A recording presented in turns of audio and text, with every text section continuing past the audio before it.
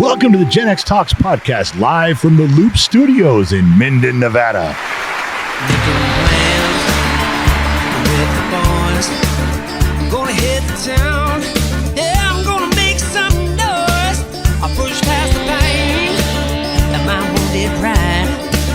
I'm gonna live it up. Yeah, stay out. Well, it looks like the pod track is moving up and down. It looks like Streamlabs is moving side to side. And it looks like, well, now it looks like the butt is not in the red zone. Happy Thanksgiving, everybody. It's a happy Thursday. We're going to say kick this pig, but you didn't say that. No, I said, let's kick this turkey. Yeah, let's kick this turkey. Let's kick this turkey. It's not very nice. You shouldn't kick turkeys. Well, It's not a very nice thing why? to do. They're probably just as dumb as chickens. I can't hear myself in my That's what I keep telling you. my headphones. I can't hear me. I can hear you. You can hear me, but you can't hear you. Correct. How about now? Now I can. Yeah, I'm trying to tell you that you just got to turn your. I told you before we started, your volume was really my low. goodness. I can't believe it's Thanksgiving already. But I am thankful for something. Okay, I can't wait to hear this. What are you thankful for? No, this is the first time in over 20 years I have not been in the kitchen bright and early in the morning doing Christmas, Thanksgiving dinner. That's true. That is one of the early on in our marriage. That was one of the things that I saw that was difficult because on big holidays you would spend so much time in the kitchen, you'd kind of miss a lot of the festivities. Christmas and Thanksgiving, birthdays, big family get-togethers when we had all the kids doing stuff. It was tough because you'd have to run in from the kitchen to see what everybody was doing. That's true. I feel my mom's pain because my mom did it for many years. Even when the family grew and grew and grew, she still did it. Yeah. But yeah, this year all I had to do was desserts, which was fabulous. I mean, you did a lot. There's a lot of stuff on that kitchen counter this morning. I looked at it like, three different whoa. desserts. Yeah. Depending on what, you never know You what never you know. want after. You don't. That's true. Well, speaking of family get-togethers and stuff, someone was asking me the other day about, it was kind of a question. They wanted to be on one of our shows. The guy called and says he wanted to be on one of the shows discussing family. And discussing, and I was trying to find a place for that. Where would you discuss that? How would you bring him onto a show and discuss family? I didn't really have a spot for that, but I will convey part of our conversation.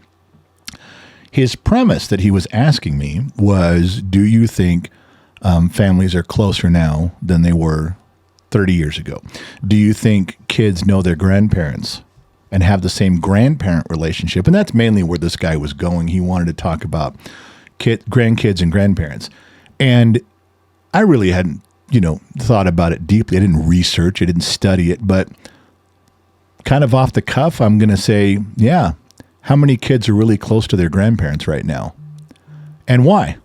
Well, the main thing is that people are spread out. I mean, in the 60s, the 70s, and the 80s, you kind of still often grew up, got married, and worked and lived nearby where you were born. A lot of people still did that. People didn't venture far away. But now in this day and age, you can travel so easily. You can go so far. You can work almost anywhere. People do travel. Our kids are spread out. We got one daughter in Texas, one daughter in Nebraska, one daughter's in Southern California. We got a son in Las Vegas, a son way up in Northern California. I mean, people get spread out really easily, and they didn't used to. In the 70s and 80s, you kind of stayed where you were. You kind of went to the local high school, the local college. You got a job in the factory, or you got a job nearby, especially where we lived in Southern California. Anything you wanted to do, if you wanted to be an electrician, you wanted to be a plumber, you wanted to be an auto mechanic, you could do it right there. You didn't have to leave and go anywhere. It was all there. But this guy was concerned about mainly, like I said, family, yes, but grandparent-grandchild relationships. And I started thinking about that. How many of our grandkids know us? They do a little bit, but not super well because they've moved away. They're kind of far. We don't get that interaction. I had an extremely close relationship with my grandfather. And admittedly, I lived, 20 minutes from him, 15 minutes, but from the time I was little, 3, 4, 5 years old, up into my teenage years, even into my early 20s, I had a very close relationship with my grandparents and especially my grandfather. I can't even imagine how I would do that with my grandkids now. They're too far away. When do I get to see them, if ever? Or when do you, for that matter? Well, I have a different take on a few things. Sure. I have a different scenario because my mom had me later in life. Yeah. So my mom was 32 in the 60s, late 60s when she had me, which was old for back then. Sure. So my grandparents were already older. So I lost my grandparents in my 20s. Right. So by losing my parents, it was just, I didn't get to spend as much time with my grandparents. My grandfather on my dad's side, I was 5. I mean, so I had like little blips here and there of grandparents, but not like all 4 of them together. Well, Regarding our kids and their grandparents, same situation. My parents were a lot older than your parents. Yeah. So but I mean, we spent as much time as we could, but life is crazy with 8 kids. Our kids got to spend a reasonable amount of time with your parents and a reasonable amount of time with my parents, considering where we were. I'm talking about us being grandparents. Yeah, it's difficult right now. It's hard to. I wish I could see them more often. I really do. I miss that. I guess I remember watching kids have like grandparents' day at school and our grandparents showed up and stuff like that. I miss that. I think. But other families have to be in the same boat. Other people our age are probably in the same boat where kids have moved away. Yes, but I think they're trying to bring it back. Like I'm seeing lots of things about like, I hate the word compound. Yeah. But do you notice that people are gathering money together and their families are buying like big pieces of land and putting multiple. I think that's a great idea to keep your family close. It is. And it's not like they're built-in babysitters, but you have this sense of family and cousins. We used to play with our cousins all the time. Yeah. Your cousins were like your best friends. Yep. And I remember going for holidays and seeing my cousins. Like that was part of the whole holiday I'm just tradition. saying this guy who wanted to talk about this on a show and I didn't know where to put it. Do you put him on the bottom of the glass show? Do you put him on a neighborhood show? I mean, how do you have that discussion? Unless we started taking phone calls in the podcast, I didn't know how to introduce that topic other than to talk about it here. I guess I just wanted to point out this guy had a good point, and I could tell with him speaking, he missed his grandkids, and he didn't get. Yeah. He's missing, like I am. I'm missing the relationship with my grandkids. I'd love to do stuff with them right now that my grandfather did with me, but they're 1,000 miles away. Yeah, but they're also busier than we were when we were younger. Like they're into Little League. I never played. I played Little League. Oh well, I mean, I'm just saying. And my grandparents used to come to my games. Everybody's too far away, and it's not anybody's fault. This is just the times we live in. But maybe on Thanksgiving, because especially to anyone listening, if it's the Thanksgiving weekend, not Thanksgiving Day, maybe, but this weekend.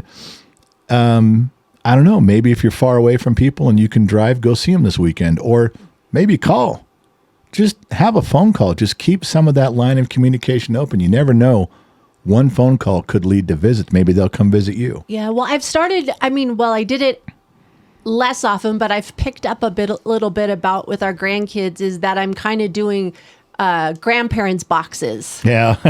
And you've seen that. I used to do like a Christmas Eve box, but I've changed it this year to like a December box. Well, and sometimes you just do that it can be February. Well, and that's you what I'm just saying. send That's why I something. call it a February box. So what I do just for you guys as grandparents, since we are far away grandparents, I put together a little box. So for the December one, I put like Christmas jammies and a Christmas cup and a Christmas book in there and a couple fun things and everything. And I put this in the box and I send it to the grandkids so they can open it when it arrives. So they'll probably get it the first week of December and then they get to play with it. That's not discounting their Christmas presents, but I'm just saying. And then probably like February for Valentine's Day, I'll do a Valentine's box. Don't think that it's just her, ladies and gentlemen. I contribute to these boxes also. I slipped in there a little bit of a whiskey. I dropped in a few little little small bottles of whiskey with the grandson's name on it, and said, "Here you go, get started early," stuff like that. So I participate also. I don't want you guys to think that I'm totally remiss in my duties as leading them down a path. If it was 30 or 40 years ago, I'd have thrown in a pack of cigarettes too. But I add your name to the card. You contributed by money, so there you go. Yeah, it's from Grammy and what's his name? Money bags.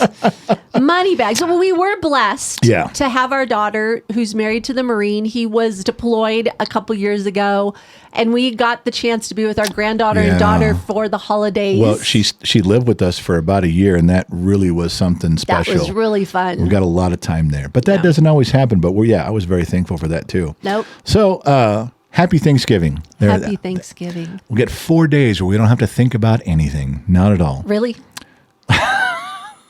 Like, can I go put my jammies on after today and just watch football all weekend? Yeah, you can. Like, I'm going to go, like, we're having Thanksgiving, not here. Right. We're going over to the Foxhole for St. Donna, who has been feverishly working away, preparing a meal. She's called me 3 times a day for the past 4 days to make sure that I approve of the food. What? She doesn't want to upset me. She doesn't. Wait a minute. I got nothing. I know. It was all me. She's like, "Are you okay with this?" I'm like, Wow. I don't know. St. Donna, what's in it? Then she has to send me the ingredients. Oh, my goodness. And I have to say, yeah, can we do without the celery? Can you not put celery in it? You She goes, don't yeah. mind celery? Excuse me. I think I am the authority on me. Okay? Me. Not really, but I am. okay. You think you are, but okay. I plan on going over there and drinking with the Fox, eating all of St. Donna's food, and then being on my phone all day long because all the Black Friday stuff started today. And I recently... It started today instead of tomorrow, Friday? Yeah, there's a lot of them started today. Yeah, they're like just starting out. And I paid off my credit cards that have to do with shopping, online shopping, so I'm ready to go. Cha-ching, baby. Not you. I love shopping from home. Not you. That is what do you mean? No. Me. No. Yes. Yeah. No. There is no I in us or you. You are so rude. I can shop faster than you can. That's why you get things all fucked up and things don't fit and you got to return them. You got to take your time. You got to drink while you do it. If you have, oh my goodness, I'm serious. If you drink alcohol while you're shopping, you get much more accomplished in a much better fashion.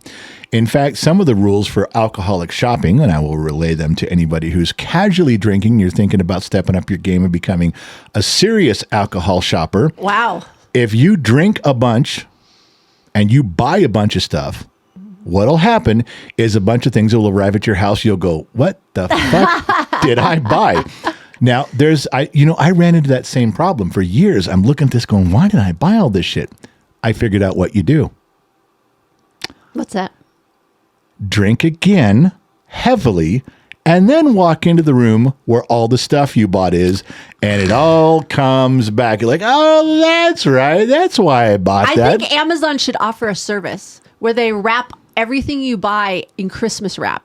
Think about that. When it arrives at your door, like you unwrap it because maybe you forgot what you ordered. Wouldn't that be cool to get like all of December, all your Christmas packages and go, oh my gosh, I ordered this. If they'd actually, what I needed. If they'd actually put names on them too, you wouldn't have to open it. You're like, oh, this is for my friend, and just set it to the side because they've already labeled it for you. You don't even have to open it. I think they do put that on there. You can have that done, but I'm talking about Christmas wrap. Jeff Bezos does listen to our podcast. Oh, he does. Every week. And you know what?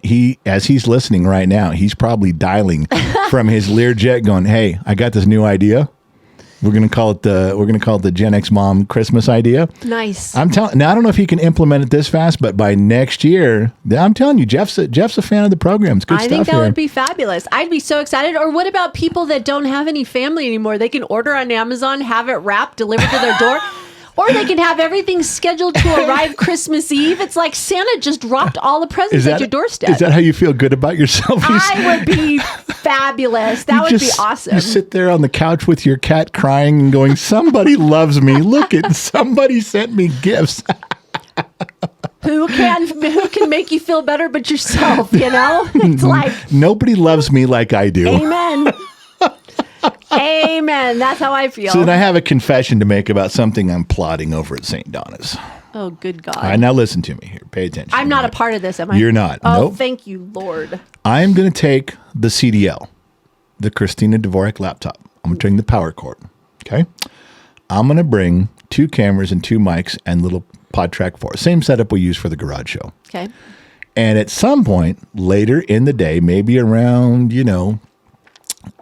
showtime, because we don't really do a show on Thursday nights, I'm thinking about sneaking out in the garage. You know that little white tablecloth thing that Sun Valley Fox sets up for you for the garage show? Yes. Your booth? Yes. I'm going to see if he'll set one up out there. And even if it's just me, if no one else wants to come out there, then I'm just thinking on going on and just shooting the shit with people. Just talking to yourself. Yep, just talking to myself and the 3 people that'll tune in. Because no one's going to be allowed to go listen. Everyone's going to be like, I'd love to go listen to the general, but my wife told me I have to stay in here with the family. Except the people on the East Coast. Yeah, they may be done. They may be hammered. They might be in a turkey coma at that moment.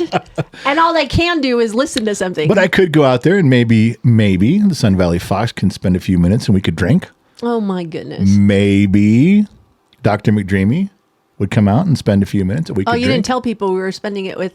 He's showing up. Yeah, I can't tell the whole story about Dr. McDreamy until after Thanksgiving because Marcy would kick the shit out of him right now. So I can't say anything until after Thanksgiving. That's right. That's next podcast. That's the next podcast. You got to write that down. Remind me. So I can tell you that story. And I remember so funny. you and I were talking about it while I was sitting at the airport waiting for Briggs, and you're like, that is exactly how that happened too. I know. That's why I'm so befuddled by this guy. I'm like, I love Dr. Matrimi, but seriously, sometimes you look at him and go, what the fuck, man? Oh, it's great. It's just great. All right. So we'll talk about that next week. But Briggs is back. Briggs is home. Briggs is home. I'm so excited. I went and picked him up at the airport. It was so funny. You talk about helicopter parents. We're not helicopter parents day to day. We let him, we've always let the kids do things, and we let Briggs, of course, he's a man, do his stuff. But up until we picked him up, I don't think there's a more pathetic description of helicopter parents than what we were doing. It was kind of fun, though. It was. Gen X Mom was watching his flight on Flight Tracker, and I'm sitting in the parking lot in the waiting area at Reno International. I love the Flight Tracker app. Yeah, and I'm sitting there, and she's like, "Okay, he's at 36,000 feet. Do you see him?" I'm like, "No, how am I fucking gonna see him? I can see vapor trails, and he's still too far away." Okay, he's down to 15,000 feet. Now he's following the 95 up the 95 corridor. Do you see him? I'm like, "No." And she goes, "Well, there's a flight right above him at 36,000 feet." And I'm like, going east, and I said, "Well, I can see the vapor trail of that. It's right above me." "Well, look right below him." I go, "He's still 20 miles away. Can't see shit." But as he went north and turned over Pyramid Thank God Lake. I can read a map. Yeah, you can read a map like nobody's business. Yeah. And you're like, okay, he's heading north over Pyramid. He's turning west. He's making his way. He's parallel to the 80, but he's 5 miles out. And as soon as you said that, I started to see it. And you watched that flight tracker all the way to the ground. I was watching it live. I go, here he comes. We landed that plane for him. We literally did. I'm like, okay, he's at 500 feet, 400 feet. You're like, yep, he's almost there. And we're like, okay, he's down. He's safe. And then we both got quiet. And I said, yeah, I'm looking here. No ball of fire at the end of the runway. We're good. And you're like, no, I'm watching. Then we switched over to the 360 app. Yes. Because it was more accurate. And we could actually see him walk down the terminal walkway, down the terminal, get his bags. And then we grabbed him, took him home. I listened all the way home. He had a bunch of good stories about stuff when he was out there. He didn't know we were stalking him. No, he had no idea. He's like, you can come get me now. And I had to act like, yeah, whatever, man. I was playing Wordle or something or Yahtzee and wasn't even paying attention. Yeah. But he had some good stories about being out there. And it is one of those things where you know that he's growing up. You listen to some of the things. He was gone 5 or 6 weeks and he had to, there's nobody nudging him. You got to do your own laundry. And he's 3,000 miles away, nobody around. He's out in New York, and you got to do your own laundry. You got to feed yourself. You got a little hot plate from the deal. I mean, he had to go and figure all this out because there was nobody there even nudging him or guiding him or saying, now make sure you do this. I found out something last night. What's that? His crew was on the 3rd floor. They were all neighbors. Yeah. When he checked in, they asked him, what floor did you want? And he said, I'll take 2. He didn't know that his whole crew was on 3. But then he says, maybe that wasn't a bad idea, to be on the floor below them. So I didn't know that. They were all in the same place. Did you know he got sick out there and called in sick? Nope. I didn't either. And so he's telling me the story. I said, well, you didn't tell me that. I mean, I was in touch with him pretty much every day like I always was. But he goes, we kept going to this one Chinese restaurant. Oh, yeah, he's telling me. So he did tell you. No, he tells me that they were frequented the Chinese restaurant. And he got sick like the first or second time they went there. Ugh. He goes, I was sick all day. He goes, I called in sick. He goes, I should have called in the second time, also the second day. He goes, but I went. But he goes, I got really sick. I was laid up in the hotel room all day. I couldn't even move. Wow, I didn't know that either. I didn't either. And he said it was from the sushi. He goes, there's something wrong with that sushi. He goes, I know that's what it was. So he did go back and ate other things, and he was good. But there was a bunch of little life lessons that I picked up on as a dad that maybe a casual observer wouldn't. When he's just talking, and he goes, I was kind of dicking around one day, and I was on my phone doing some stuff, and the main boss came up and said, hey, you need to put away your phone and get to work. He goes, and I went back to the hotel that night, and I thought, I am on my phone too much. So the next day, and from that day on, he goes, I outworked everybody there. Oh, awesome. Now, see, that's not, and when you're in kid mode, you go, I'm still doing my job. I'm still getting it done. I'm still, even on my phone, I'm working as hard as those guys, or I'm still doing it. And that's the way Briggs would have been a year ago. He would have had that attitude. And I didn't interrupt him. I didn't compliment him or say anything. I just listened. And he was like, yeah, I just made sure that when I went back to work the next day, I told the boss, Paul, I apologize. I'll get back on it. And then I outworked everybody. He goes, I just made sure that I got more done every single day, the remaining 3 weeks we were there, than anybody did. He goes, I didn't want anybody to look at me and say that I wasn't working hard. That's awesome. His last 2 weeks were complete work. There was no day off. He had 2 full weeks, 14 days, working 10 hours. I was really proud of him for pushing through and doing that. And the other thing he said, that their laundry, you had to do the laundry down near the lobby. Right. And he goes, that's one thing I learned. When I go get my own place, my own apartment, I'm on a laundry in the apartment. In the apartment. He said after a long day of working 10 hours or even having one day off, that's the last thing you want to do is leave your room. Hike yourself all the way. And go sit down there and do laundry. He goes, if it was inside, he goes, I would have no problem running a load or whatever. So he learned that too, which I thought was smart. He's all grown up. It just happened so fast. It seems like just yesterday he was a little tiny toddler and we were trying to sell him on Craigslist. And now nobody would buy him. I know. I wonder now why. He's all grown up, and I look at those days fondly. You know what else he told me? He goes, I'm really getting sick of something, but now I'm kind of embracing it. And I go, what's that? And we're driving home, He says, well, everybody knows you're a mechanic. And I said, yeah. And he goes, so they think I'm a mechanic. So every time I do anything, someone says, hey, we got to assemble this machine, but the next part of it, we got to slide under it on a creeper and hold these big plates in a certain order, and then we got to screw them in. Hey, Briggs, you're a mechanic. You're used to being on a creeper. Get down over here. Oh, my gosh. He's like, yeah, that's me, the mechanic. I'm totally used to being on a creeper. The other one was they had to torque down these lug bolts for power cables. You run your power lines, and then they, you're supposed to torque them, the nuts that hold them to the end of the cable when you strip back the copper, and you can see it. You got to put it in place and screw it down or bolt it down into the panel. And technically, there's supposed to be a torque for doing it, so you get it right every time. And the guy goes, hey, Briggs, someone told me you're a mechanic. You know how to use a torque wrench, right? And Briggs like, yeah, I can use a torque wrench. He goes, all right, well, get down here and torque all these things down. Do you know how to set it? And he's like, yeah. And so Briggs is doing anything related to a mechanical aspect. They always grab Briggs and go, well, he's a mechanic. Go have him do it. And I said, but you're not a mechanic. You don't really know shit. He goes, no, but now I kind of want to. He says, so whenever you're working on stuff, he goes, I want to be part of it. If you're working on 8-bit, you're working on some of the trucks, he goes, I want to do it. He goes, now I'm really interested in it. And I said, all right, well, and I've been waiting for him to feel this way forever. Like with all my sons, none of them gave a shit about working on cars. Right. They didn't want to learn about sprinkler pipes. They didn't want to learn about electrical. My sons didn't want to learn shit about anything. But it's funny how they're calling now and asking questions. Well, they'll call now and ask questions, but we were out visiting the oldest son one time, and he takes me out to his backyard. He goes, I think I got a broken sprinkler pipe, but I don't know where it is. And there's water. And I brought Briggs out there and go, Briggs will do it for you. How is that for the oldest brother to be having to ask the youngest brother how to fix something? I'll tell you how, because the oldest one never wanted to learn shit. That's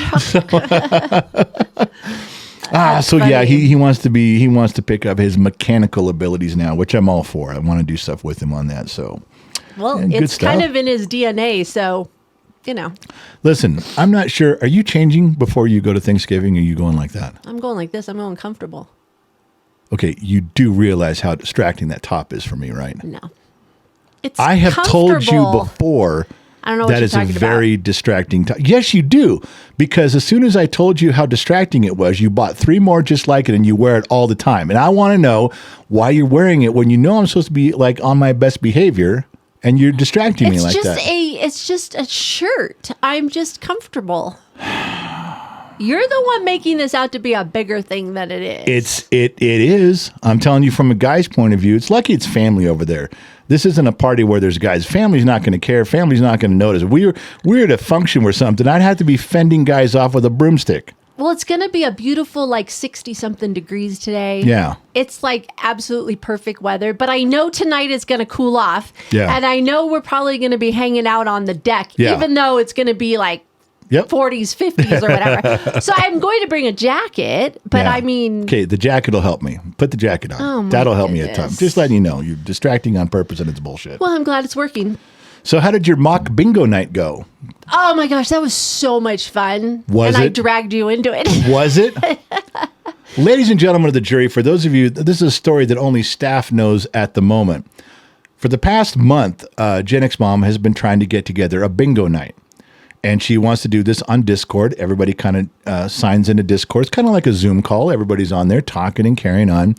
And then she wants to do a bingo night, like everybody pays $5 for a card and there's like a gift certificate or some prizes at the end. Okay, sounds great because she's trying to earn some money to help offset the cost of the Vegas trip. And I've been in panic mode because I've never launched something like this. And I'm like, And I kept going, yes, yes, yes. Yeah. And then I'd back down going, oh, Well, no, and- it's not ready. It's not ready. Right. And then you say, okay, here's how we're going to do it. And of course, I was playing devil's advocate and going, well, how's that going to work? And I appreciate that. Oh, and yeah, then it worked at out. It worked great because we really, several times, we walked it through. Right. And it didn't work. And then when we had a staff meeting, I told him how nervous I was and stuff. And then even staff gave us some really great. Well, Danny H said, do a mock bingo night with just staff. And we're like, perfect. So Yes. you refined it as much as you could. We had a mock bingo night. And the whole time, I didn't mind helping you talk about it. I didn't mind helping you refine it. I didn't mind helping by playing devil's advocate and trying to poke holes in it until you got it right. But then we did the mock bingo night. And all I was supposed to do was spin the fucking wheel, the ball, right? The big ball. And as the little cage. Whatever, the little cage. It's a cage. And as the little balls fall out of the cage, I simply go, oh yeah, it's a blue 42, and I hand it to you, and you take over. No, you have the radio voice. No, that was all I was supposed to do. I'm submitting this to the ladies and gentlemen of the jury. I'm submitting this to you guys. That was all I was supposed to do. I said, yeah, I could do that. I didn't have to keep track of the cards. I didn't have to do anything. I didn't have to have a microphone. I didn't have to have a camera, nothing. But for the mock bingo in the Discord with staff and others, we went ahead and I said, well, and you just started doing the game. And I go, shouldn't you explain? And you went, what do you mean? I said, well, you should do an intro. You should tell everybody if you're gonna, like Danny H said, do a mock bingo night, really do it. Start with the instructions. Okay, this is how we do it. This is how it's played. This is how the comment section goes. If you want to look for a number, I go, you have to explain what you're doing. Don't explain as you go along. Give everybody the rules in the beginning. That's your job. It was not my job. And I simply said, do it something like, because you looked all confused sitting across the studio from me. And I said, just do it something like this. I said, all right, everybody, welcome to Gen X Talks Bingo Night on Discord. Everybody's got your cards in front of you. Now, listen up. Here's what we're going to do. I don't need you talking right now. We just need to hear my voice. So keep yourself on mute unless you get bingo, and then you can unmute and say bingo. That now, over sounds here amazing. on the right side is the comment section. Now, Mary Mathis is on staff, and she's going to write down in the comment section what game we're playing. playing? Is it diagonal? Is it vertical? She's also going to post the numbers in there. So if you get up and walk away and you come back, you can remind yourself what game you're playing and see the numbers you missed. This is amazing. And I said, I just rattled something off and I go, do that. And I said, go ahead. And as soon as I started talking and giving you an example, your face lit up like, there's my guy. That's my guy. I ain't doing this shit. You're doing it. And I said, I don't want to. It's my night off. I'm not doing this. And we came to an impasse, as we often do in our marriage. Marriage is all about compromise. I said, I'm not fucking doing this. This is your gig. This is your bingo night. And you said, you are doing this. So we compromised. You're doing it. And now I'm doing it. I'm hosting.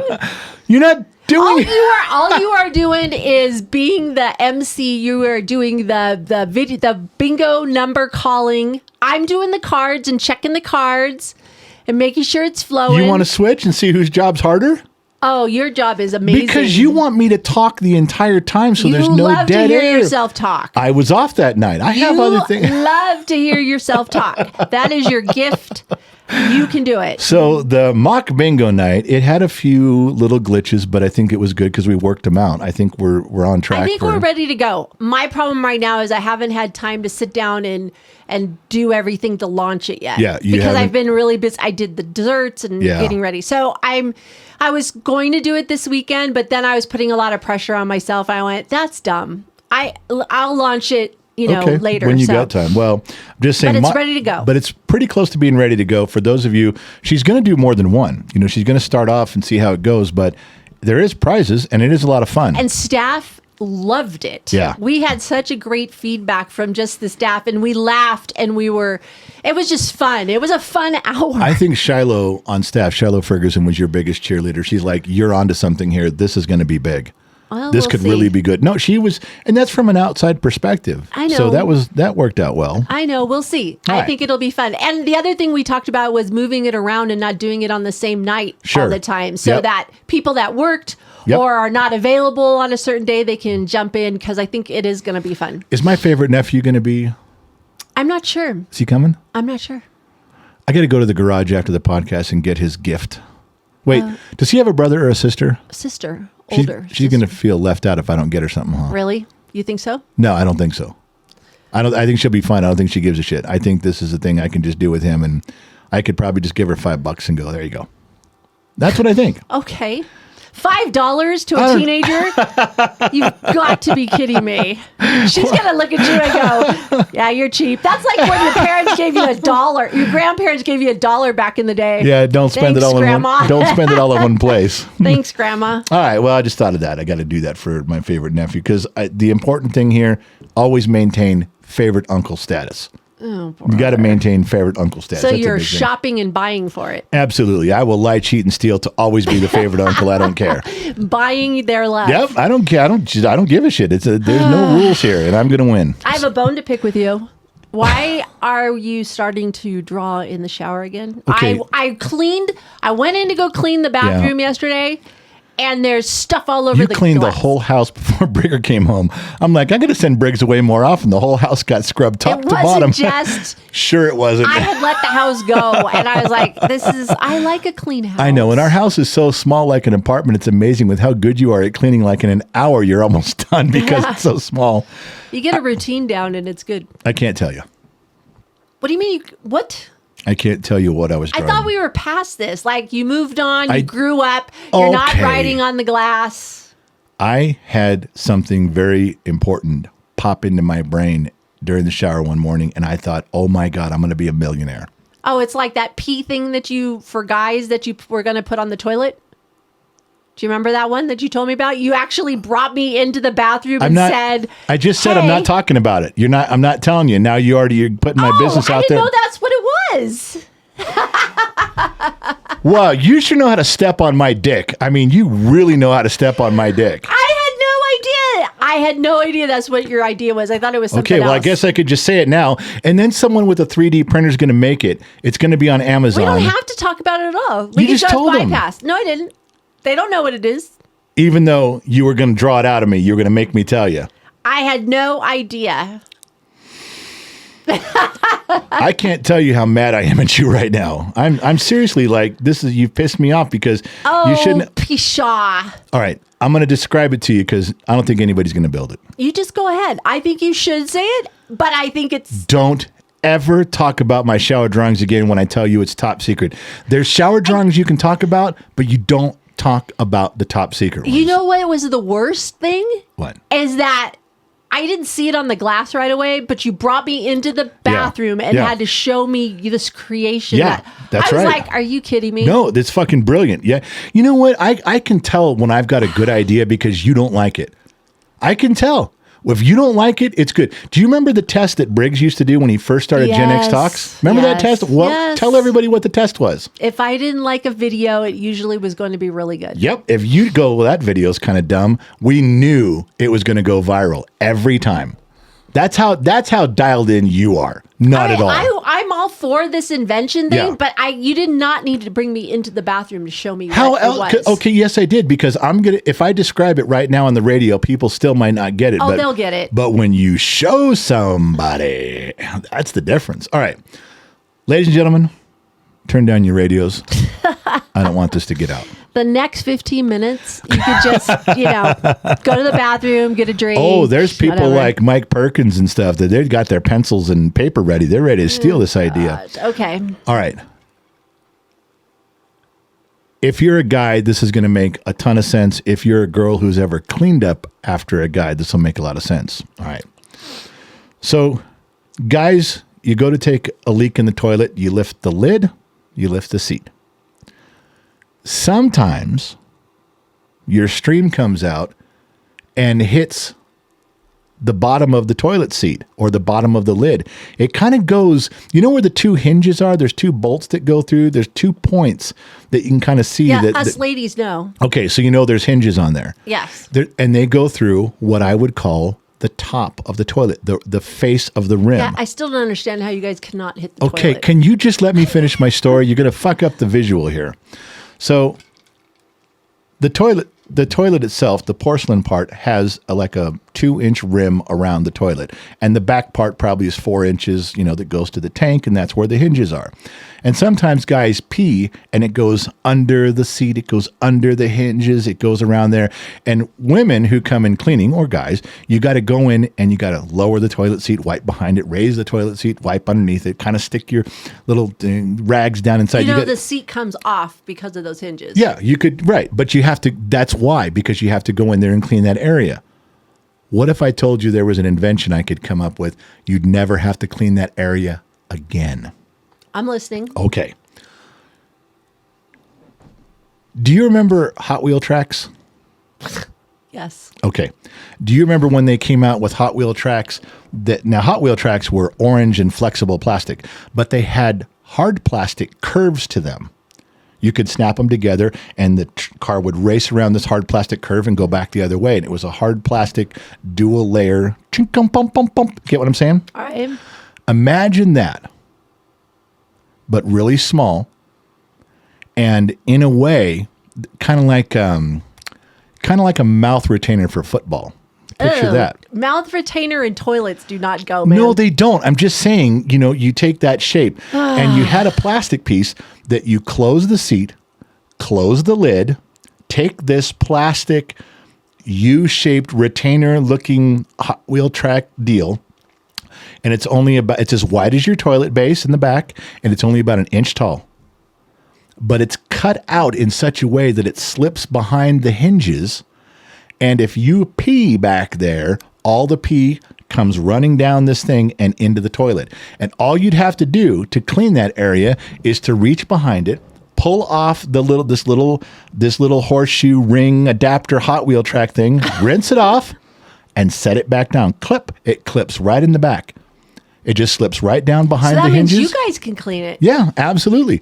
All you got to do is just you close the lid, close the seat, place this thing in, and it goes in far enough that it hangs over the toilet bowl a little bit. So any pee that goes back there runs right out into the toilet, never gets on the surface of the porcelain of the toilet ever again. And anybody with a 3D printer could print one out. Which you don't have. Not yet. No. I'm getting come on. How would you deny me a 3D printer that could make us go zillionaires? Like Forrest Gump, man. That's you know what? Somebody's asking, what about the splatter effect? Yeah, you're gonna have to clean that by hand. So what? So you're still gonna have to clean. But you don't have to do that. That's easy to clean a lid or a seat. It's hard to get down in the nooks and crannies of the hinges and behind it and under and all that. That's the hard part. That's why it's made to be taken off. Yeah, you don't have to. You don't ever do it again. Just clip and it goes. Do you see what I'm saying now? I'm really onto something here. I drew it on. I raced out of the shower in a towel naked and grabbed my phone to take pictures before you got in there and erased it. That's what I did. Okay. Because that was, and then you go and tell everybody. I didn't tell anybody. I didn't say a word. You just explained the whole thing. That this was the pee thing behind the toilet, and then you ruined. You stepped on my dick with the whole thing. That's all I said. Yeah, you shouldn't have said anything. You're supposed to remain. You know what? Sometimes I don't even know why you're married to me.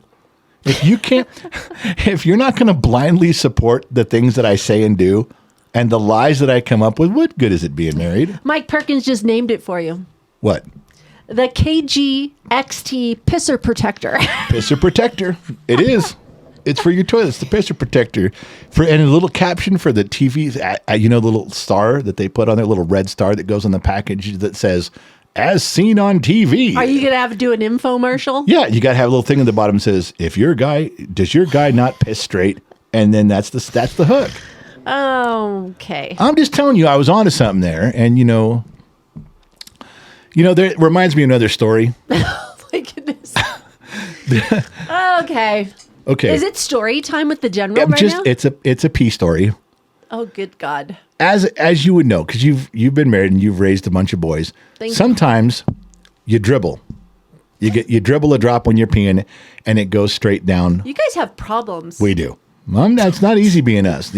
Having a Johnson is a big responsibility. Sometimes when you go, what? What are you laughing at? I can't even believe this is a topic of conversation today. Okay. I can stop because it's a St. Donna story, but I can stop. Nah, go ahead. You started it, so. Because can you believe there's a pee story related to St. Donna? There is. Okay. All right. So as you take a leak when you're a guy, you lift the lid, you lift the seat. If you're not sitting down to pee, sometimes you dribble. It's just like a garden hose. Sounds like you guys need to sit down and pee. Don't start with me on that. I'm not sitting to pee. Okay? But if you even drop one drop, what's usually in front of a toilet? People put mats down there, and I guess after a while they would start to smell from, pee drops, and they wash them, and that's what happens. But what if you go to the bathroom in a place where there's no carpet and there's no little throw rug, or there's no little, what do they call that thing that goes around a toilet? A little carpet thing that sits around the toilet. You just slide it in from the front. Is there a name for those? Just a toilet rug or something. Toilet rug, yeah. So you realize as a guy, you try really hard not to drop a drop. But if you do, and you're in one of those places like St. Donna's bathroom, her guest bathroom, every time I go in there, I got to make sure that I wipe that up. If there's a drop, I got to make sure. And I don't get down to the floor very easy. Well, good. I'm glad. I have to, because I don't want St. Donna walking around going, he pees on the floor. I can't have that. So not always does it happen, but man, I'm telling you, there's a few places in my world that I frequent that if there's even a hint of a drop, as guys do, you clean it up no matter what. And why can't you guys do that at home? Well, because you have a carpet thing there, so I can't clean out the carpet. I can't wash the carpet thing. You have a carpet rug in front of the toilet. Okay, rug. I'll remove the carpet rug. Yeah, but then I gotta bend down all the way. Good Exercise for you.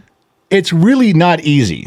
And you got to catch the light just right. At St. Donna's, you got to back away from it, and you got to stand, and the light that's over their shower hits the floor. Then you can see if a little drop. Then you got to clean it up. Gosh, man probs. I'm telling you, it's a real thing. And then, because we think, as men, we think of these things, and now you're making fun of me because I come up with an invention that's going to help. Wow. Thank you very much. Thank you. I'm doing the right thing here. I'm doing a good thing, and you're laughing at me, making fun of me. Okay. All right. Wow. Jeez. All right. Are we done with those? Yeah, no more pee stories. Thank God. Thank God. Yeah.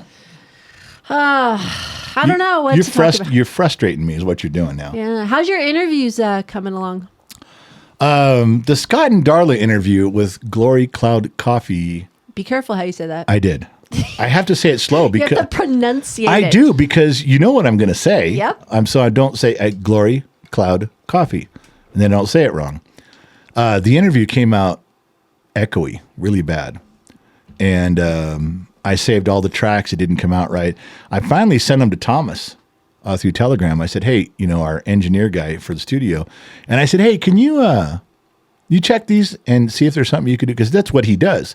He records and mixes music and stuff. He goes, yeah. He goes, let me get to it first of the week. So yesterday he sent me back all the files plus some. Wow. And I haven't listened to him yet. He goes, these will do. These will be good for you. They're cleaned up. He got rid of the echo. He had, his equipment, his gear, his programs. He said he took care of it. And then he sends me a note. He goes, yeah, I spent about an hour on it. That's $60. I'm like, okay. Now, he didn't tell me he was going to charge me to fix it, but what did I expect? That's what his job is. That's his job. That's his job. So he's like, yeah, I spent about an hour, $60 ought to do. So I got to pay him today. I got to send him $1 a minute. Well, now, here's the good news. What's the And good you're news? really going to be excited about this. What's that? If this works, if he was able to clean up the echo and some of the background noise, do you know what I found the other day going through our hard drives, figuring stuff out? What's that? Do you remember Logan Ohape, the Angels catcher? Oh, yeah. And I did the interview with him. Right. Oh, I loved that one. It was a great interview, but we couldn't hear it because of the background noise. We couldn't use it. No one's ever heard it. I've never Oh, publicized I forgot it. about that. We were in a room with a lot of people. Yep. I never published it. I never edited it. I never did anything. I listened to it and I go, this is garbage. I can't use this. But I found it. And now, that's been 2 years ago. Now with today's technology, I think we can clean it up. Oh, cool. And you had that older angel guy. Clyde Wright. That's right. He was hilarious. He was, oh my God, was he funny. He was an old Angels. Remember, he knew Pete Rose. Yeah, he had knew stories. He had stories That's about all right. these guys. I forgot about that. But he was also too loud a noise. He was so happy to sit down and talk to you. He just wanted to talk forever. I could go down and find that old boy right now, and he'd do it all over again. I think he would. He would. I'm gonna send these I'm gonna send Logan's first because his is bad, but Clyde's was worse. I'll send it to Thomas, and if you can clean those up, guess what else I found? I don't know. Do you remember when we went to the Pro Bowl party? And Andrew and Briggs interviewed 7 NFL players. Yes, I got them all. I've got all the interviews. And it was so bad. We were not in the room we were supposed to be in. No, they closed off one room because of John Travolta, that asshole, and they made us all go. Took over our room, made us all go into the party room, which was the bar, and you couldn't hear. It was like being in a bar. You couldn't hear anything. It was like 100 people in this one room talking and drinking and carrying on, and an auction going on, and and then our son had to interview everybody. We had to do all the interviews, and it was just horrible. But it is background noise, and I think now it can be relieved. I think we've got probably 6 or 9 interviews in there that if Thomas can clean those up, we got a good shot at putting them out for the first time ever. Oh, I hope so. That'd be awesome. So that would be really great. You need to spread those out when you drop them. Don't just drop them all at the same time. Really? Yes. Why? Why not just let everybody binge watch and binge listen to them? Because you can drop one a week. I hate that. You could be like Yellowstone and I hate that. Landman. I hate that. Just drop once a week. I want to be like Tulsa King and just watch all of them in a row. Oh my goodness. All right, we'll talk about that. But on the way home with Briggs, I was talking about some of those things and different radio stuff and different shows he was watching and I'm watching. He made me promise to watch a show with him. Oh yeah, he's been telling me about this show. Now, I don't care, but I know you don't care at all. Okay. I don't like it when someone says, you got to watch this show and sit with me, especially Briggs, because I don't have the same taste as him in TV shows at all. He had me watch an animated show years ago called Death Note, which when I watched the first episode, I thought, this is the dumbest thing I've ever seen in my life. And I watched up until a point, I think I watched 2 seasons, and then it got stupid and I quit watching. And I told Briggs, I said, it's dumb now. I'm not watching anymore. But Death Note was like a Japanese from Japan animated show that I thought that it was so well written about what a Death Note is and how it works. I was like, holy shit, why isn't this a movie? is what I thought. So now, and I haven't watched any movies with him for 3 or 4 years, or any TV shows, because they all sucked. But now he came home, he goes, you got to promise me you'll watch at least 4 episodes of one called Fighting Spirit. And I go, Fighting Spirit? And he goes, it's another animated one. But he goes, it's super powerful. You got to watch 4 episodes with me. So I promised him I would. But he keeps calling it Hajime no Ippo. He walks around saying that. I go, what does that even mean? He goes, I think it translates to Fighting Spirit, but in Japan it's called Hajime no Ippo. And he goes, and I go, I got to watch this? I go, do I have to watch it with subtitles? And then he gets intense with me. He goes, well, now listen. He gets in real close to my face. He goes, if you want to get the full meaning of it, yes, you'll watch it in subtitles, because that's where the voice actors don't screw it up.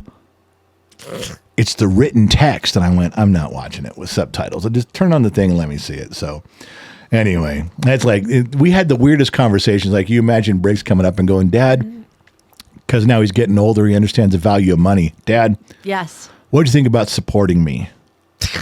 Paying for, my living expenses and my rent and my food and laundry. What would it take for you to do that? And I go, I tried that with you for 18 years.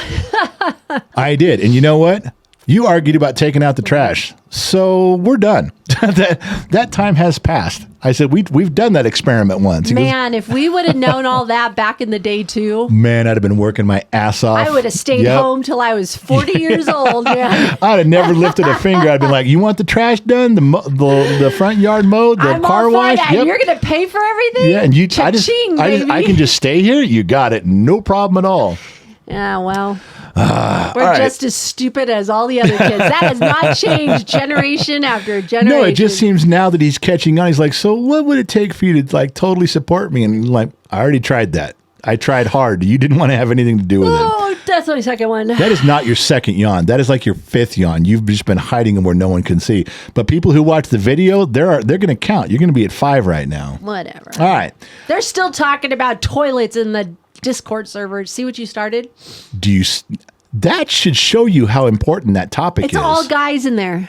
It's guys, it's all peeing, guys. it's toilets, it's being sanitary, it's making things easier to clean. And I even threw in a little professional etiquette about when you go visit other houses. Oh. That was a well-rounded segment, we call it in the industry, just so you know, from your trained broadcast professional. Okay. Yeah. Let's just do a Jeopardy round of news items. Let me throw you some things that are happening, and you give like a 2-minute. Can you do that? Yes, I can do that. Why do you question Well, me? because something when I say 2 minutes turns into like 20, and I don't want to sit here for You're 20 just minutes. referring to last night's OTR show. I got it. Gosh, I could not get you I know. off the stupid... got it. So, okay. All right. What? Okay, news items real quick. Age of Disclosure alien cover-up. Yeah, that's an Amazon Prime thing. Apparently, this is not like any other exposing of UFO type of thing, exposing aliens that's ever been done. Really? Yeah, this, if you watch the trailer to this, and he's the guy who wrote it. Who's putting it together? Amazon Prime. They're launching it. Yep, it's theirs. Okay. They sponsored the whole thing, and they got this guy I can't even tell you how I saw the 2-minute trailer and went, oh shit. Because this has people current, like Marco Rubio was on it talking about what he knows now. Yeah, he dropped something on X a little while ago about it. It looks insane. The only thing that I want to bring up, because I could talk about this alien stuff all night.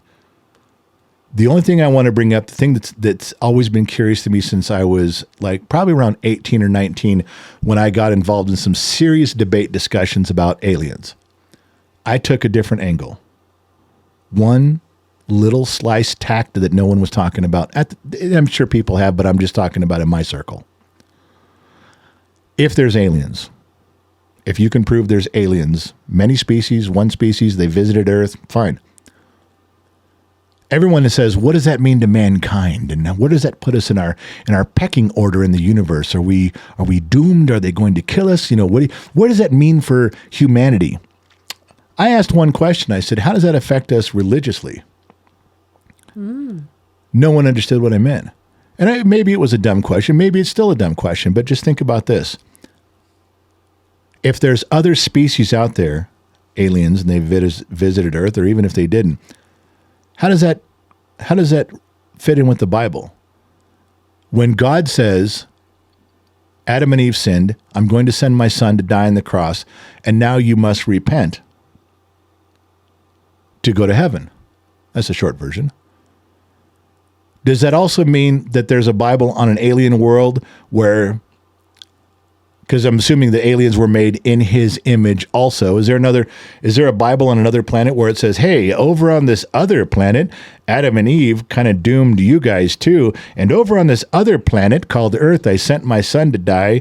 And you guys need to accept that even though it's not on your planet, it's on their planet. Or were they exempt?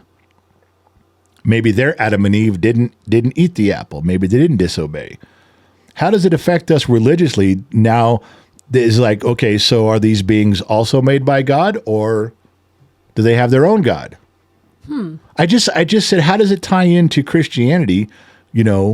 Because now you're thinking there's a whole other world out there not really mentioned.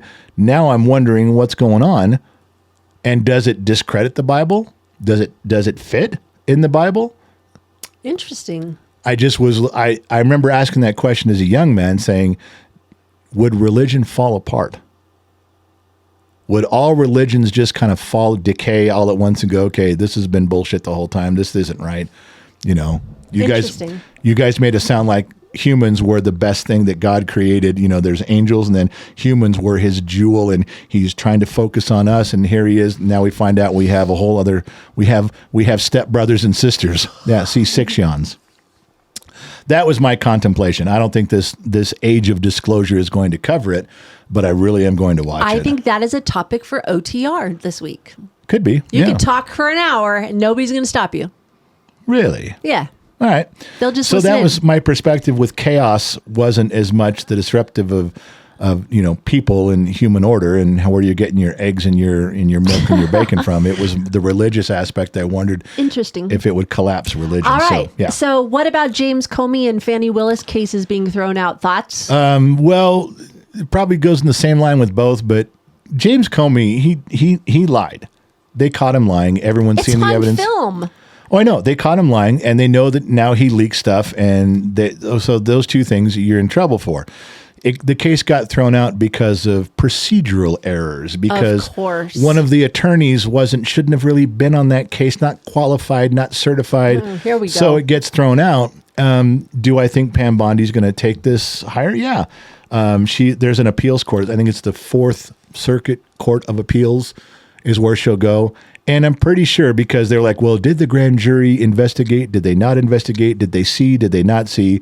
Maybe the grand jury didn't see everything. And then finally Pam Bondi shows and says, yes, the grand jury saw everything. Quit talking this nonsense. It's all right here. And the judge went, well, but it sounds fishy. Now I'm not sure. We're throwing the whole thing out. Okay. The bottom line is that all of these things that everyone is doing on both sides, the Democrats are taking Trump to court for everything. Pam Bondi's going after people who committed crimes for everything they did. These are all going to be challenged and appealed on by both sides all the way up as far as they're allowed to go. And in some cases, the Supreme Court. I'm not listening to anybody when they say, oh, the Comey case got thrown out. What a huge victory for the Democrats. What a terrible hit the Trump administration just took. No, this is just what's going to happen. And it's going to get appealed, and then we'll find out. And you know what? Just accept the decision and move on wherever it goes. If Comey goes to jail, just shrug your shoulders and go, all right, court found him guilty. I'm not going to pay attention until he gets to the Supreme Court, because that's where it's going to go eventually. And here's why Pam Bondi, this is the part a lot of people are overlooking, and I don't know why people don't think about this.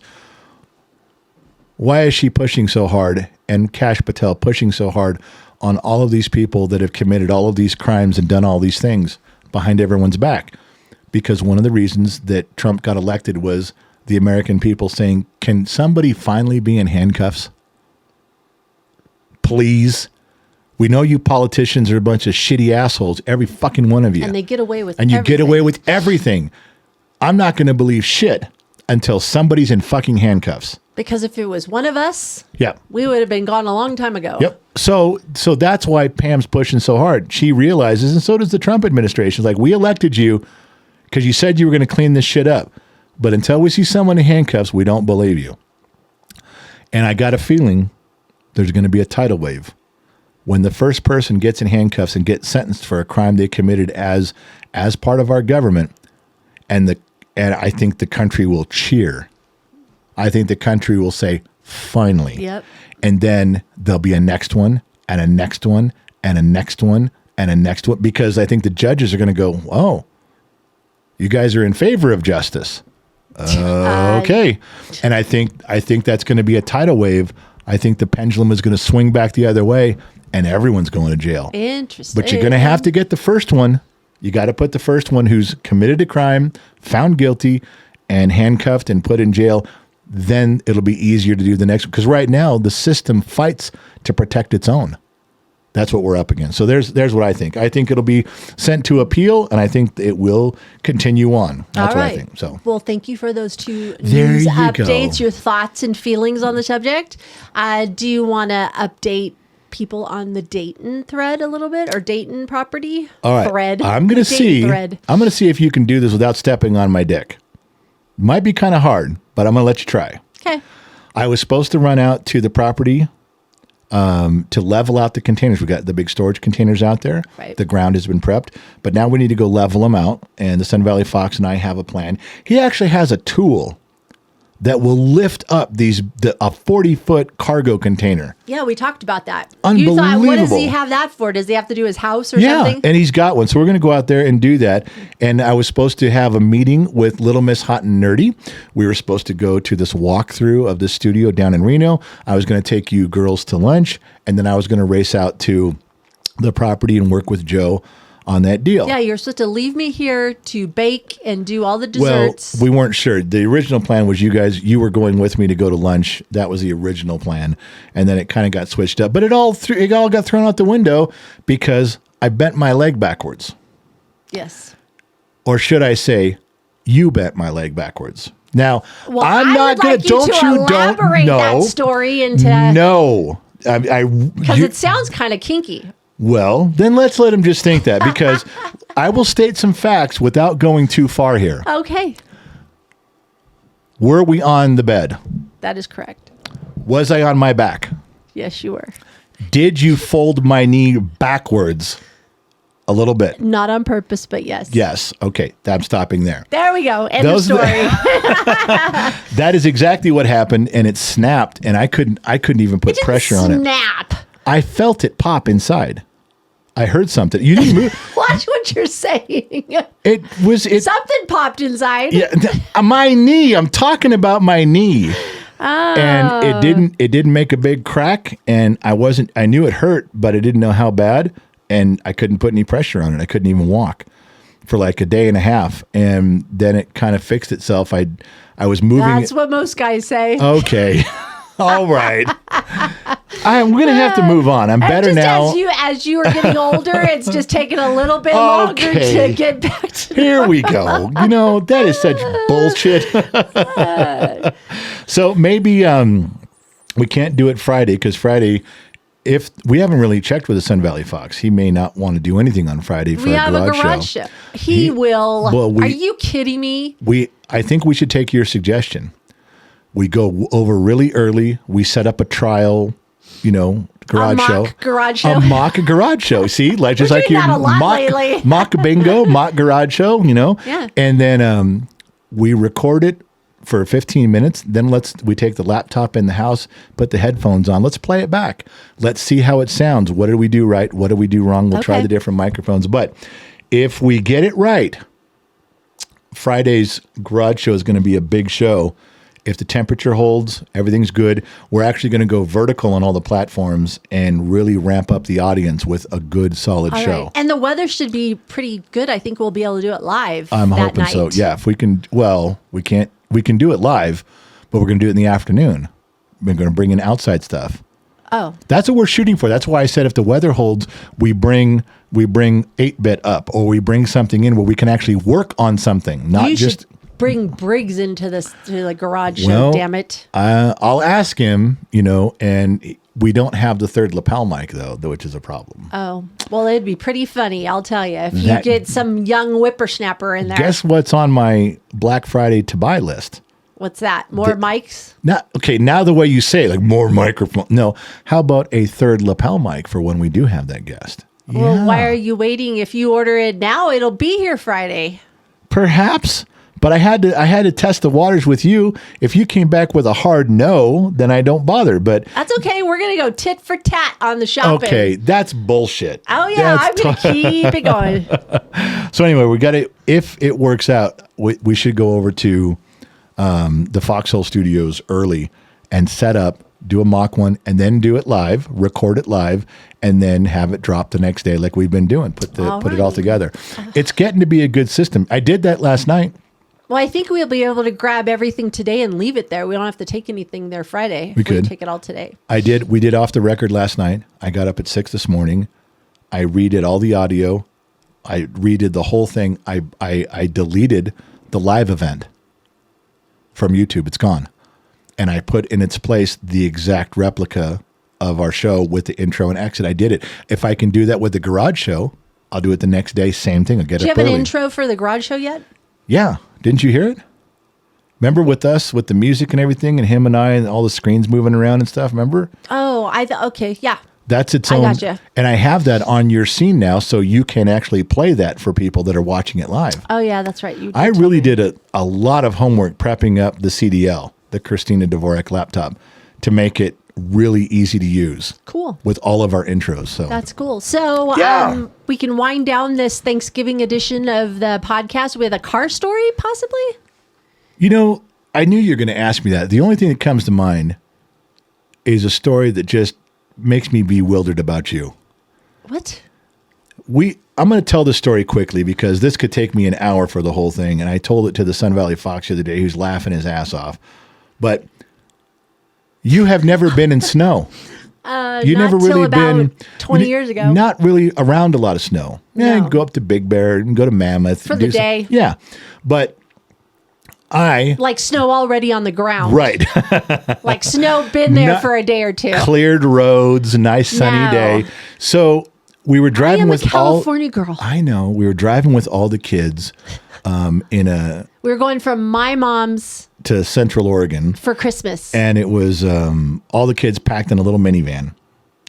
And we're driving along and we were just getting to Redding. And the weather looked to me north like things might be changing. It was looking dark, looking up at Mount Shasta. Yeah, area. But it wasn't completely. But I was just getting a feeling it's going to turn darker quicker than anybody thinks. So I remember stopping at Les Schwab and getting some tire chains just in case. And I remember you asking, what are tire chains? Because you had no idea.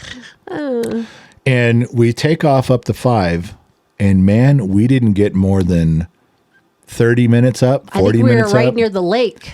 And all of a sudden, I mean, the weather changed almost in an instant. Highway patrol was everywhere. People sliding off the roads. Yeah. Everybody, hundreds and hundreds of cars stopped. CHP stopping everybody, going, turn around, go back. You got to turn around. You cannot keep going. They said right about the time they were sending everybody back down the hill, they had said, if you have chains, you can continue, but only for a little while. So you better get going. A lot of people weren't prepared for. A lot of people did not have chains. Then there was a lot of people that did. I mean, there was 400 or 500 cars. This was a traffic jam. Lot. And so I have nobody to help me put on these chains on a Toyota Sienna minivan that has no clearance in the wheel well at all. And our oldest at the time was what, 14, 15, 14, 12? Try 11. This was before Briggs? It was like 11 or 12. Yeah, 11 or 12 years old. Oh, it was before Briggs. Okay. He gets out to help me, and he's standing there. He's like, I don't know what to do. Neither one of us have any real... We weren't prepared for gloves, no jackets, no nothing. I really wasn't prepared to be stopped in weather. So I'm out there. We were young and adventurous. I'm trying to put these tire chains on the front wheel drive Toyota Sienna. The 11-year-old oldest son is staring at me going, I can hold the flashlight. It's still daylight though, but I mean, he couldn't do anything. Everyone around me is in panic mode because they're trying to get their own chains on. They're trying to turn around and go back, but they're sliding off the road, and CHP is doing everything they can. Tow trucks can't get through. It was a mess. This is a fucking mess. And I look up I was enjoying You got it. out of the car. Yes, you I had did. walked over to the side of the road and were standing, spinning around slowly in a circle like Julie Andrews up in the Himalayas. And you had your mouth open, were trying to catch snowflakes in your mouth. And you were just having the time of your life. I was. It was amazing. First time I ever saw snowfall. Not happy. I had to record that incident. I Like, was not fucking happy. you weren't I'm happy like, with oh my me. God. Well, and everybody else thought you were dingy. They're like, what is she doing? Everyone's freezing. Everyone's grown cold. woman out in Everyone's the snow. unprepared. And there you are spinning around like Sound of Music. I was enjoying it. The short version after that is we got to Weed. Which wasn't that much farther down the road. Got to Highway 97. They stopped. We got some dinner, got some hot chocolates, got everybody back in the car. Now it's dark. Now it's getting to be 10, 11 o'clock at night because everyone's going so slow. We are the only people on Highway 97 between Weed and Klamath Falls. It's And a I'm just two-lane highway. just trying to get us to Klamath Falls. And the snow is coming down. It was dark, so it looked like you were in hyperspace. No plows had been through. No. We were pushing snow with that minivan. And if you get near Klamath Falls, on both sides of the two-lane highway is like a canal, a water canal. Yeah, Remember, yeah. on both sides. And not just a canal, but big watershed areas. So Yes. you go off the road, you're ended up in the drink. yes, It's about 6 feet of mud and gook and we just, were young and stupid. well, and I'm trying to get there You because You were I trying to pushed push it, to Klamath Falls. and one of the tire chains broke because I was going too I'll fast. never forget that noise. It exploded, but I sat there for a second and go, okay, that wasn't a tire. We're okay. And you said, are we still okay? Yes. And I go, yeah, that happens. We still got one more. You can drive with one. We're fine. And I believed you. Oh, yeah. Inside, I'm going, we just lost a tire chain. And she bought that. And now the tire that has no chain on it is slipping and going way faster than it's supposed to be because of a limited slip differential. I still have 40 minutes to go to Klamath Falls. And I know that if we lose the other chain, we're done. We can't go anywhere. We're going to So- be spending the night in freezing. I slowed down to like 15 miles an hour. the longest We night got there ever. like at 1:30 in the morning. And I mean, we pulled in. The next morning, we got up and looked at the car, and it was tilted to one side. The tire was almost flat, and the thing just looked like it had been beat the shit out of. It was like a Christmas vacation for real. Yeah, but we made it. We got there. And it all started with little Miss Julie Andrews here thinking snow is the most wonderful thing ever. And I'm thinking, you have no idea how much danger we're in right now and where we're going. That's 7 yawns. You know what's funny about that is usually it took us from California to Bend, Oregon. It was 12 hours. Yeah. It took us almost 3 days Yeah. It to was, get to your mom's that year. we could barely get from It Klamath was Falls one of the anywhere. snowiest winters in California, Oregon on the West it was Coast. tough. It was tough. The we whole were thing was dumb, horrible. young but and dumb. we But it made was an adventure. Yeah, Hey. we made it. Nobody died. Nobody died. It's a memory. Okay, so what has to happen now is we got to hang up with the show. Not only do I have to edit everything now Yes. to get it to drop tomorrow morning for everybody, Right. because there's a lot of content people are going to want to listen to this weekend. I got to keep cranking it out. But we also have to go into the garage. I got to move a couple things around and find a couple things. And then we got to finish cleaning up and get our asses over to the foxhole with all of our gear No problem. so that we can secretly not Mary tell Poppins anybody. is here. She can make it happen. Okay, Mary Poppins, good. Don't forget any cords. Don't forget any mics. Don't forget any stands. But I am really looking forward to going over there today. Me too. Sun Valley Fox bought over $400 in whiskeys. I know. He was even proud What to are tell you guys me. going to be taste testing today? Yeah. Thank God you didn't tell the crowd about what I did the other day when we were over there with the whiskey, when he was telling you the story about it. Boy, your brother's Sun Valley Fox's mouth dropped open because he had poured me. Oh, you're going to tell Oh, it. yeah. Now that you brought it up, you just gave me the green light. We go over there the other day, and Sun Valley Fox has a new whiskey he wants me to try. So, he runs in there and he comes out all smiling. And he pours me like a respectable shot, maybe Yeah. even a double shot. It was so And full. he's like, what does it smell like? What do and you he think goes, it is? he goes, what do you think this is? And I smell it. I go, well, it smells like just Jack Daniels, like maybe, a single barrel, but it smelled like Jack. And we were talking about it, and you were setting up some of the equipment, and you said, let me smell it. So I handed you my shot glass, and you smelled it and you go, oh, that smells good. And you drank it. You didn't sip it. No. You shot it. Well, I sipped it for a minute and then it was really good. And then A minute? No. For like one, you just tasted it and then you shot it. Back. You threw it back. And then we both sat there. My brother got quiet. Well, we both stared at you because we knew you were going to start coughing and choking. You were going to ask for a chaser. And all you did was go. I didn't cough. That does taste pretty good. That was pretty good. And your brother looks and I'm like, yeah, she does that from time to time. Because you do. It was good. Yeah, I know, but it was so unexpected of you. It was right before the garage show. Yeah. And your brother's a little bit, he was shocked. And then he was like, that's my sister. That's my baby sister right there. She can throw one back. She's good like that. It was really good. So, I enjoyed it. Yeah, you shocked him with that. I think because. But then he ran in the house. Well, he went in the house and I go, he's going to go tell St. Donna. And you're like, no, he's not. Why would he tell her? I go, he's going in there to tell her what happened. She came out a minute later going, did you just drink that? Joe said you drank that. I'm like, I told you he went in there. Because he went in there and said, you're not going to believe what just happened. My sister still shocks me till this day. It's not very ladylike. What? But that's a thing he didn't remember too. What's not ladylike? Throwing a shot back? You don't grab your guy's shot glass and throw it back. You don't just grab it like you're. That's like a. That should not be shocking to you. It's not to me. It's a fighting offense at a bar. But you haven't done that in a while. You haven't acted that way in a little while. It's always supposed to be a surprise. Yeah, some of your behavior has been surfacing lately that really like raises an eyebrow. I got to tell you. Well, I don't know what to tell you. I don't either. All right, my mom is channeling me. No kidding. Isn't that the damn truth? That's what your brother's saying too. He's like, well, just saw a glimpse of my mother in there. Your mother could have been a little wild too. I've heard the story, so apple doesn't fall too far from the tree. I'm trying to tell you there. All right. All right. Listen, we got to go. We got to get out of here. Say goodnight, Gracie.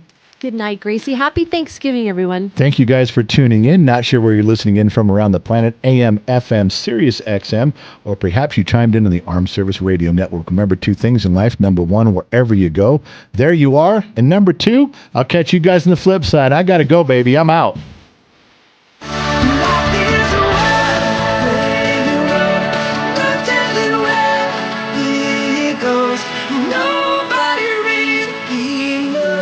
It doesn't really matter now.